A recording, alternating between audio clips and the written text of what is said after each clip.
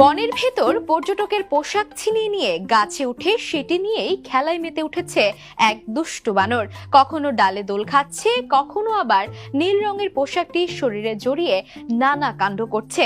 এমন দৃশ্যের একটি ভিডিও সামাজিক যোগাযোগ মাধ্যমে ছড়িয়ে পড়তেই তা নিয়ে শুরু হয়েছে ব্যাপক আলোচনা ও হাস্যরস। ভাইরাল হওয়া ভিডিওতে দেখা যায় বনাঞ্চলের একটি স্থানে বানরটি গাছের ডালে দোল খেতে খেতে সেটি কোনো পর্যটকের কাছ থেকে ছিনিয়ে নেওয়া হয়েছে। পোশাকটি কখনো শরীরে জড়িয়ে নিচ্ছে, আবার কখনো হাতে পায়ে জড়িয়ে টানাটানি করছে বানরটি।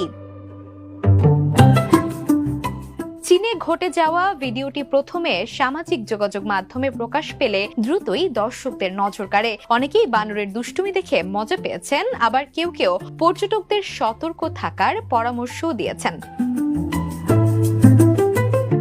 বন্যপ্রাণী বিশেষজ্ঞরা বলছেন, পর্যটন এলাকায় মানুষের কাছাকাছি থাকতে থাকতে অনেক বানর মানুষের ব্যবহার করা জিনিসপত্রের প্রতি কৌতূহলী হয়ে ওঠে। খাবার কিংবা রঙিন বস্তু দেখলে সেগুলো ছিনিয়ে নেয়ার প্রবণতাও তৈরি হয়। এই ভাইরাল হওয়া ভিডিওতেও একই কাণ্ড।